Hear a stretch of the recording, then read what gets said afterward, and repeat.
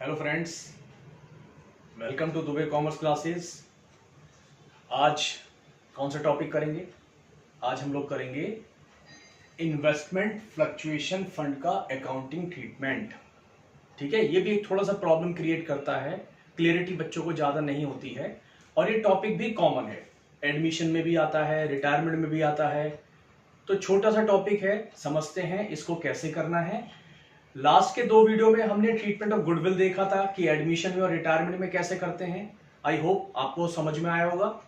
आज हम आईएफएफ पे बात करते हैं, इन्वेस्टमेंट फ्लक्चुएशन फंड। ये इन्वेस्टमेंट फ्लक्चुएशन फंड होता क्या है? ये हम प्रॉफिट में से कुछ पैसा साइड में रख लेते हैं। ठीक है, स्पेसिफिक काम के लिए हमने ये पैसा साइड में रखा कि इन केस अगर कल को हमारे इन्वेस्टमेंट की वैल्यू डाउन चली जाती है, इन्वेस्टमेंट पे लॉस हो जाता है, तो उस लॉस की भरपाई हम इस फंड से कर लेंगे, इस आईएफएफ यानी कि इन्वेस्टमेंट फ्लक्चुएशन फंड से कर लेंगे। दोबारा सुनो, हमने आईएफएफ में कुछ पैसा साइड में रखा प्रॉफिट में से। क्यों रखा? कि इन फ्यूचर अगर हमारे इन्वेस्टमेंट में कुछ कमी आएगी, कुछ लॉस होगा, तो हम इससे पूरा कर लेंगे। और लॉस पूरा होने के बाद भी अगर इस आईएफएफ में पैसा बच जाता है तो उसका नेचर कैसा हो जाएगा? वो प्रॉफिट का हो जाएगा, क्योंकि प्रॉफिट में से बनता है। तो वो जो प्रॉफिट बचेगा वो फिर ओल्ड पार्टनर्स में डिस्ट्रीब्यूट हो जाएगा। अब चाहे वो एडमिशन हो चाहे रिटायरमेंट हो, लॉस कवर करने के बाद जो प्रॉफिट बचेगा वो प्रॉफिट ओल्ड पार्टनर्स में ओल्ड रेशियो में डिस्ट्रीब्यूट हो जाएगा। एक बार देखते हैं, बहुत छोटे छोटे केसेस हैं। देखो, बैलेंस शीट में आपको इन्वेस्टमेंट गिवन है 70,000 और आईएफएफ है 10,000 का। मतलब आज की डेट पे बैलेंस शीट में इसकी बुक वैल्यू 70 है इन्वेस्टमेंट की, और हमने 10,000 साइड में रखा हुआ है फंड में कि इन केस अगर हमारे इन इन्वेस्टमेंट्स पे कुछ लॉस होगा, उस लॉस को कंपनसेट या उस लॉस की भरपाई हम इस आईएफएफ से कर लेंगे। ये हमने सोचा हुआ है, ये इसका मीनिंग है। अब देखते हैं क्या क्या केसेस निकल के आते हैं। पहला केस, ये जो मैंने केस लिखे हुए हैं ये आपको नीचे इंफॉर्मेशन में या एडजस्टमेंट्स में गिवन होते हैं। पहला केस, अगर आपको कोई भी इंफॉर्मेशन इसके बारे में नहीं दी गई, इट मींस इन्वेस्टमेंट की वैल्यू 70 है और 70 ही रही, ना कोई ज्यादा हुई ना कुछ कम हुई, नो इंफॉर्मेशन का मीनिंग ये हो गया। तो फिर ये जो आपने आईएफएफ बना रखा था 10,000 का, अब ये यूज तो हो नहीं पाया, सारा का सारा बच गया क्योंकि लॉस हुआ नहीं। जब लॉस हुआ नहीं तो कंपनसेट किसको करेंगे? ठीक, तो ये सारा का सारा हमारा आईएफएफ बच गया।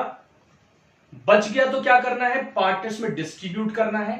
तो पार्टनर्स कैपिटल अकाउंट जब बनाओगे, आप डिस्ट्रीब्यूट करोगे तो कैपिटल इंक्रीज हो जाएगी। जब पार्टनर्स की कैपिटल इंक्रीज होती है तो मैंने बताया था कैपिटल क्रेडिट, डिक्रीज होती है तो डेबिट। ठीक है ना, मैंने बोला था ये रूल पीछा नहीं छोड़ेगा। तो बाय आईएफएफ 5,000 ये जो 10 था ये हमने डिस्ट्रीब्यूट कर दिया क्योंकि सारा का सारा आईएफएफ हमारा बच गया। बैलेंस शीट में इन्वेस्टमेंट्स 70 के हैं, 70,000 के ही रहेंगे इसमें। तो इन्वेस्टमेंट्स कितने के आ जाएंगे? 70। ये हमारा पहला सिंपल केस था जब कोई इंफॉर्मेशन गिवन नहीं है। सेकंड केस, अगर मार्केट वैल्यू ऑफ इन्वेस्टमेंट 62 है, अगर इन्वेस्टमेंट की मार्केट वैल्यू 62 है, ये जो मार्केट वैल्यू कभी कभार ना इसके नीचे भी लिख के दे देते हैं, तो ध्यान दे देना, कभी क्वेश्चन वाले ने चालाकी कर रखी हो, उसने यहां ना देके आपको यहां पर दे दी मार्केट वैल्यू, तो भी एक ही मतलब निकल के आता है, यहां दे या यहां दे एक ही बात है।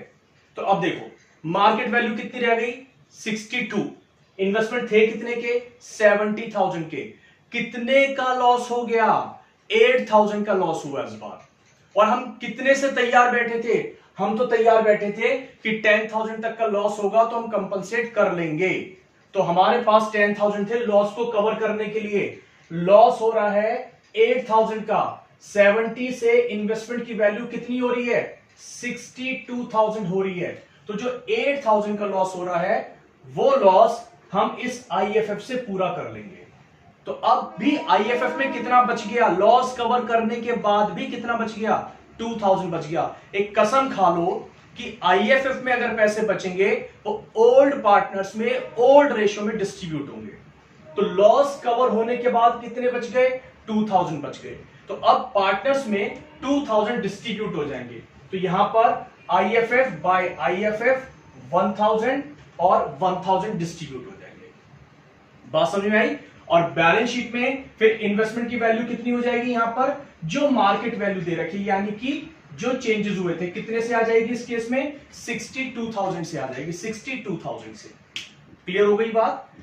कुल मिला के बात क्या समझ में आ रही है कि अगर लॉस कवर करने के बाद पैसा बच गया तो वो फिर पार्टनर्स में डिस्ट्रीब्यूट हो जाएगा। केस 3 देखते हैं। मार्केट वैल्यू ऑफ इन्वेस्टमेंट इस बार 75,000 की हो गई, इस बार इंक्रीज हो गई, 70 से 75 हो गई। ठीक है, कितने से इंक्रीज हो गई, इस बार कुछ लॉस नहीं हुआ बल्कि प्रॉफिट हो गया। जब प्रॉफिट हो गया तो लॉस तो रिकवर करने के लिए कुछ यूज हो ही नहीं पाएगा आईएफएफ, ये सारा का सारा हमारा प्रॉफिट है। तो सारा का सारा जब हम पार्टनर्स में डिस्ट्रीब्यूट करेंगे तो कितना डिस्ट्रीब्यूट कर देंगे, 5 के 5 और 10 के 10,000। तो बाय इन्वेस्टमेंट फ्लक्चुएशन फंड 5,000। क्यों, क्योंकि इस बार कुछ भी लॉस नहीं हुआ। जब लॉस ही नहीं हुआ तो मैंने क्या बताया था, जब लॉस ही नहीं हुआ तो लॉस कवर करने की जरूरत ही नहीं पड़ी हमारे को। तो ये सारा का सारा आईएफएफ इसमें बढ़ जाएगा। ठीक है, सारा ही बच गया ना, जब लॉस ही कवर नहीं हुआ तो सारा का सारा आईएफएफ यहां बढ़ गया। और जो इन्वेस्टमेंट की वैल्यू इंक्रीज हुई 5,000 से, वो प्रॉफिट है। और प्रॉफिट कहां पर आते हैं, रीवैल्यूएशन अकाउंट के क्रेडिट साइड में। तो बाय इन्वेस्टमेंट 5,000, बाय इन्वेस्टमेंट 5,000।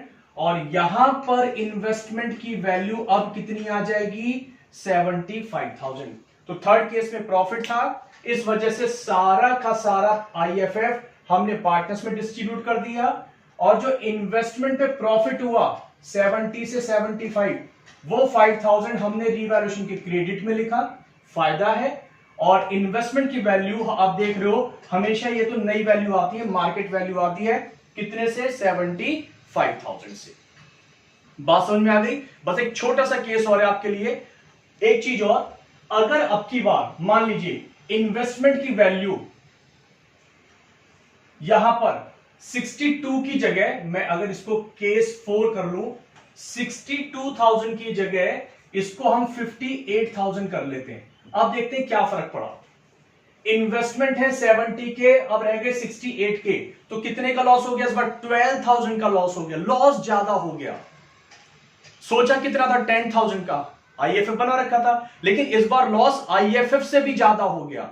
तो लॉस अगर आईएफएफ से भी ज्यादा हो जाएगा तो लॉस कहां पर आता है, रीवैल्यूएशन के डेबिट साइड में। तो उस केस में आप यहां लिखोगे टू इन्वेस्टमेंट 2,000, टोटल लॉस 12,000 का हुआ ना, 12 में से 10,000 तो हमने यहां से कवर कर लिया, अभी भी 2,000 रुपए का जो लॉस बच गया वो लॉस हमने रीवैल्यूएशन के डेबिट में लिखा।